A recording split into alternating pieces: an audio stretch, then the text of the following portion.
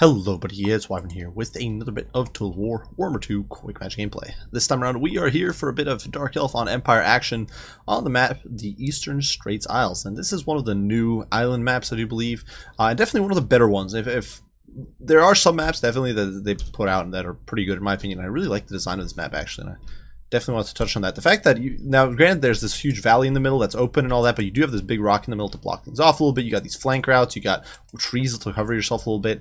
There's a lot of vanguard options actually, and and the map is actually pretty spacious. It's a pretty big map, which I think is awesome because a lot of these island maps are just tiny and condensed, and you have zero room to maneuver. So I really like that, and did want to touch on that before we hop into the build here. So the build here is focused on Cav. Now, I was doing that before with Empire, against Empire with the Dark Elves, but I thought that the Dark Elves got some major buffs in this patch, and that's one of the things people just aren't focusing on really at all, is the fact that Dark Elf Heavy Cav got a huge buff, because now Primal Instincts essentially has no impact. Now those are Knights that have been claws, so they never had Primal Instincts, but normal Primal Instincts now only applies when your unit is basically dead, under 20% HP, and then it gives them a buff to their stats. So previously Dark Elf Cav, especially Cold War Knights, was already stupid strong, and in exchange for like one melee attack and one melee defense or something, these guys now basically don't have Primal Instincts. This just doesn't matter. By the time that Primal Instincts kicks in, the unit is basically dead or routed, so it just doesn't matter, and it's, in my opinion, a huge buff, and we're going to see how they perform here against the Force of the Empire. So my Lord running with Malekith, good old wombo combo of Caster and Melee Lord all in one. He's got solid melee stats, good survivability with physical resist, missile resist, shields. Really good at just survive against Empire shooting. We do have him on a cold one here to give him some AP and mobility. And we've got some nice spells to go with it. So we got Gates of Malice to disrupt enemy backlines and squishy shooting. We got Stand Your Ground to keep our troops in the line. Soul Stealer just to keep Malekith tip-top shape. Word of Pain if we need to snipe a specific unit or perhaps deflect the unit's attacks more effectively. It's very, very potent. And Chill Wind once again for that disruption. Finally, Spiteful Conjuration, because while this ability might seem kind of useless for the Cav fights, which it is, it's actually going to be very valuable for this front line fight, because it'll help your sister to slaughter in those units whenever you cast, especially cheap spells like Chill Wind. All of these cheaper troops or low AP troops will do much better.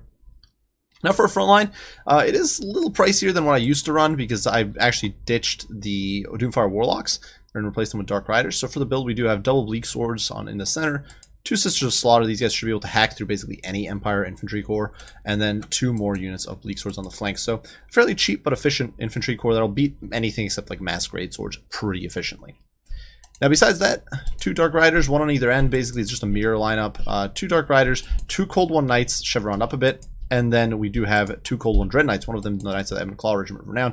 These guys actually went down in price because Primal Instincts was made so much less impactful, and because they lost some stats as well. So they're a bit cheaper and a bit more affordable now. I definitely think they're a very powerful unit.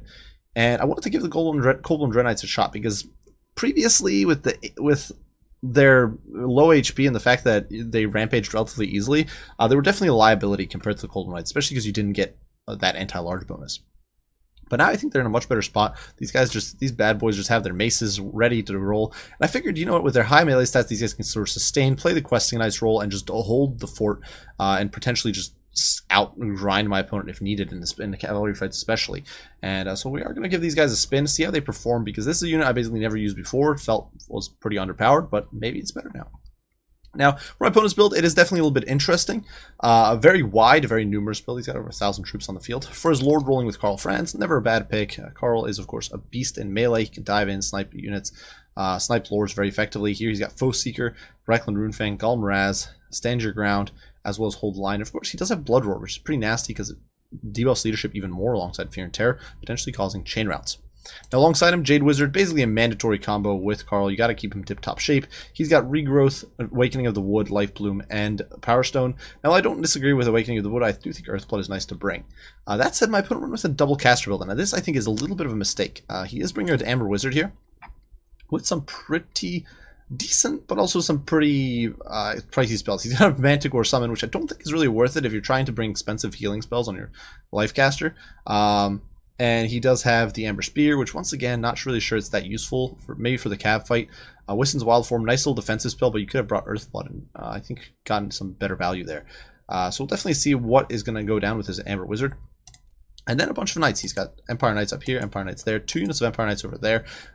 These guys obviously can just run over cheaper, lower end to the Dark Elf Infantry. They can disrupt backlines, deal with light Cav harass and that sort of thing pretty efficiently. Though, of course, Empire Knights themselves don't have the best melee stats and definitely can't go toe-to-toe with Dark Elf elites. Finally, for his front line, my opponent did run a mix of Sigmar Sons and Flagellants for that unbreakable core, as well as some Spearmen, just to bog things down for all eternity. And finally, a mix of crossbows as well as handguns here in the center. And these guys could definitely lay a pounding, especially on my Sisters of Slaughter and the Bleak Swords. And the guns, of course, can tear through my cavalry. So we definitely want to be wary of that. Now, regardless, we're going to throw things into fast forward. There was a little bit of sort of back and forth pussyfooting here. I didn't want to engage my opponent in this narrow gully where he'd be able to easily shield his shooting. So I pulled back a little bit, looking to bait his infantry in, give me a little bit more of an opportunity. And in the meantime, I'm going to countercharge here with his knights. And there was a lot of maneuvering going on. As you can see, over on this flank, Dark Riders running away from the Empire Knights. Over here, Cold Ones and Dread Knights chasing after the Empire Knights there. And here, our Cold One Knights are going to dive in against the Amber Wizard, catch him out in the open, start tearing him to shreds. He's surrounded now. And as these Empire Knights come in to help, they are going to find themselves on the receiving end of these Dread Knights. And of course, the Dread Knights just hit like trucks. They've got 48 weapon strength, AP, crazy melee stats. Now, obviously, not the best charge bonus on these guys, only 36, but Empire Knights stand no chance. And it's an absolute massacre. Now the Dark Riders are thrown down, and it's brutal stuff. Now, unfortunately for me, though, my opponent does push in here with his Empire Knights and bogs down the Bleak Swords, preventing them from reinforcing the Sisters, who are kind of struggling to get in there. Carl disrupting them as well.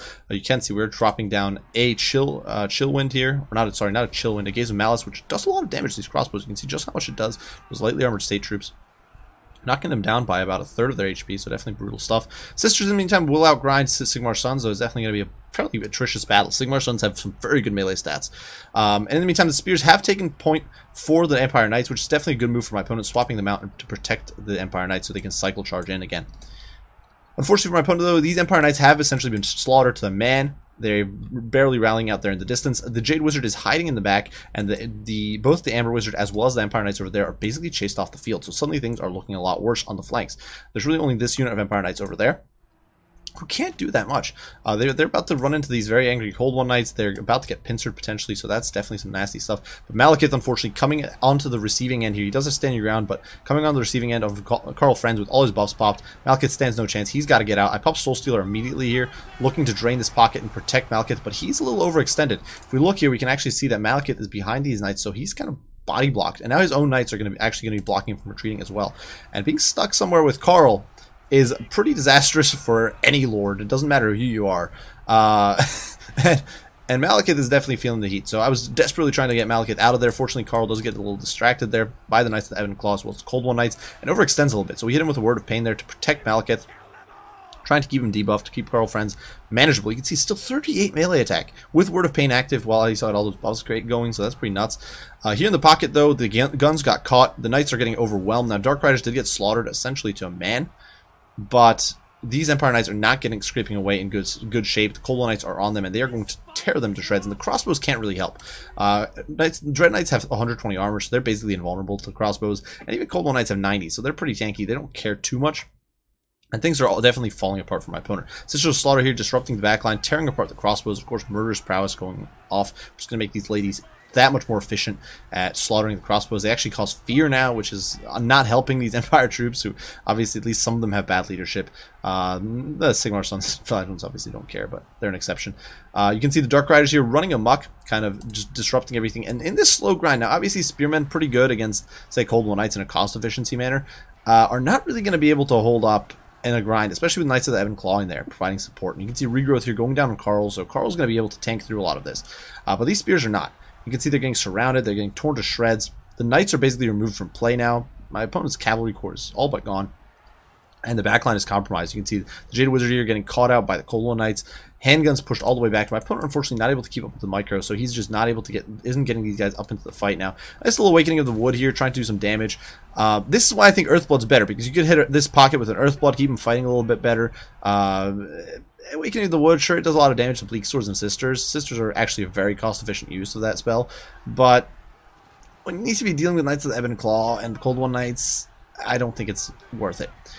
Poor Carl here is kind of trapped in the pits. You can see Malekith now diving in opportunistically to cast the stand your ground, keep these boys in the fight that these guys did actually terrify, I think. But the Knights of the Ebon Claw, of course, will not rout that easily. They've got crazy leadership. They don't give a damn. And Carl is getting torn to shreds. Just getting whittled down by those maces. And the Dark Riders over here, obviously not meant to counter heavy cav. Even Empire Knights will normally dumpster these boys, but my opponent wasn't really paying any great attention. So we're going to get a full charge here. And amidst that, we will be able to sort of whittle down these Empire Knights and dispatch them with relative efficiency. And I definitely say relative, because you can actually see they're trading pretty effectively with the Dark Riders, because they do have passable melee stats of their own. Elsewhere, well, at this point, it's just a grind in this pocket over here. Carl getting overwhelmed. We hit him with an Overcast Word of Pain, which is basically like an enfeebling foe. He's way down now. You can see Malekith swinging around to get some damage in, and that is going to be game for my opponent, as his leadership buckles. The last few flagellants here being overwhelmed. The last guy here about to get cut down, stabbed in the back by that Bleak Sword, and that is a Pyrrhic victory for the forces of darkness. So, now my opponent's build here was not necessarily, I think, ideal. I do think the second caster is just a mistake. I don't think, unless you have a very specific combo in mind. For example, with Wood Elves, you might want to run like double casters. You get both of them on a Eagle. And so you might run double caster, one with an Earthblood, one with Enfeebling Foe or something. Or maybe you're going to run double Amber Wizard with Empire because you want to be a jerk who spams Griffins. Or maybe Amber Wizard and a Jade Wizard to heal the Amber Wizard and your Lord on a Griffin. Something like that. I can understand builds like that, but in this situation where you're just getting like 6 spells on the field, you're never going to use, I think you had 5 maybe, but you're never going to use all those spells. Especially when they're so expensive, like Regrowth, Transformation of Kadon, and you're paying a lot extra for those casters. It's not cheap.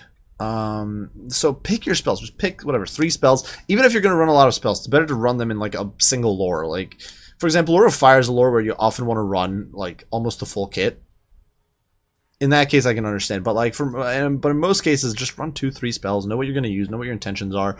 Maybe run like a general use spell, like say Earthblood will almost always be efficient, and then decide like whatever filler spells you're going to run. But 2 casters, too much. I'm not sure how much this Amber Wizard cost, and we might look at that in a sec. But definitely, I don't think efficient. And obviously, getting his knights caught out early was a bit of a mistake. And I think perhaps there needed to be a bit more AP power. There needed to be some better tools to crack these Cold War Knights. You either need Gelt with debuffs, you need more, say, Demigryph Knights or more guns. But despite that, I do think this match showed just how ridiculous Cold War Knights are now. Some of these Cold War Knights got pretty beat up, and they would have previously rampaged. And in this situation, they just didn't. And I was able to micro them, keep them away, keep some of them out of the spear fight, sort of micro them in and out of fights. And I think it's I don't think the exchange was fair. I think Cold War Knights need to either go up in cost right now by at least 50 gold, or they need to take a further stat nerf. But I don't think that's really fair. And we're actually going to touch on that in a sec. And by the way, if you're looking for a decent build against Empire, this is not a bad one. It's something I've had good experience with. You basically have a counter to everything. But real quick, I want to sort of touch on a few things that we saw in that match, because there were a few tidbits I thought were worth noting. So if we swing over to the forces of, first of all, Empire, just to see how much that Amber Wizard cost, because he was on a horse, he had that, he had that, so he cost my opponent 900 gold. That's an extra unit of Empire Knights. That's all your Empire Knights upgrade to, or almost all your Empire Knights upgrade to Reichsguard right there, which is a huge jump in quality. You could almost get 3 knights up to Reichsguard for the Amber Wizard. So just a little note there, guys, that this is why I don't think it's good to run double caster. You could easily have done just a single Jade Wizard. Maybe you wanted to try Awakening the Wood, sure, whatever, for 800 gold.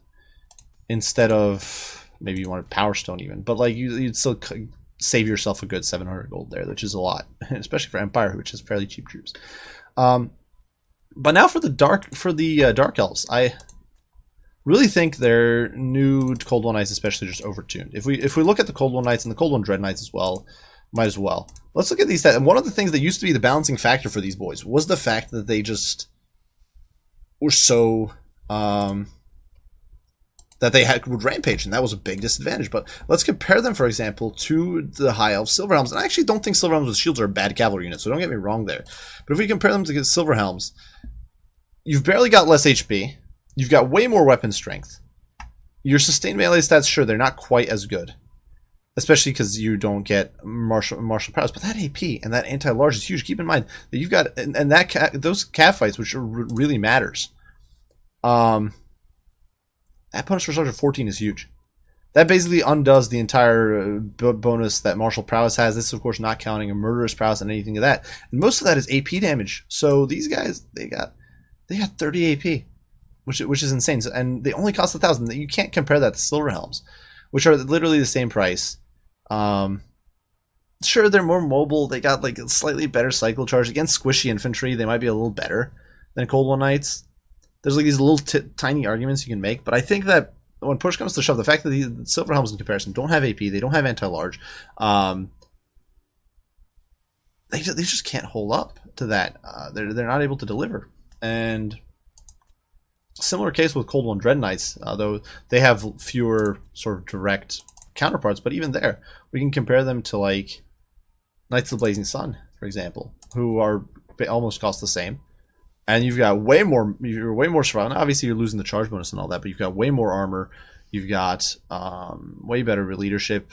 You've got far better melee defense. And AP, that AP is just huge. Especially like the fact, I think the AP component is the biggest thing here. And I definitely think both units now are basically 50 gold underpriced because you're not paying for Primal Instincts anymore. Essentially, it's no longer a debuff. Really, it's gone from being a pretty crippling disadvantage to being a joke. It's like, okay, who cares? By the time this procs, my unit is dead anyway. And plus, if my unit routes, it's going to rampage. Well, it'll be the other thing is if your unit routes, keep that. This is another thing worth mentioning, guys, is that if your unit routes off the field or just out of range of your opponent, rallies again. At that point, the rampage is probably just about expired. And so your unit's never going to rampage for the remaining smidgen of its HP. I don't think. So, yeah. Just my 2 cents there. I do think these units are definitely overtuned now. And same applies to the Lizardmen. Previously, I would have rated the Horned ones. Now, obviously, the Cold-Blooded for Lizardmen made it less of an issue. But previously, I would have rated Cold One Riders and Horned ones about right where they should have been. But with the addition... now Horned ones, especially compared to like Demigryph Knights, it's just not, I think, even fair. They've got more weapon strength despite having 50% more models. They've got basically the same melee attack, melee defense when you even it out for the two. They're faster. They have way more leadership, more HP, and the only thing they're losing is like a little bit of charge bonus and armor. And do keep in mind they have more models, so they've got way more hitting power in the fight. So. I know this was a little rambly, but I wanted to touch on it. It was something that's kind of, I think, is overlooked in this patch because people are so focused on the new units. But I think it's something that needs to be said. All the new units, in my opinion, are at least, or sorry, all the cavalry now for both lizards as well as the Dark Elves is now, or all the Cold One Cav, sorry, and Horn One Cav is, in my opinion, underpriced by a good 50 gold. Perhaps you disagree, guys. Be sure to leave your thoughts and opinions down below. As usual, I welcome any critique, but those are just my 2 cents, my thoughts on the matter. I just think that they've slipped from good to overtuned. Regardless, as usual, guys, I do thank you all for watching. Hope you guys enjoyed. Be sure to leave your comments and critiques down below, and I will see you all in the next one. Wyvern out.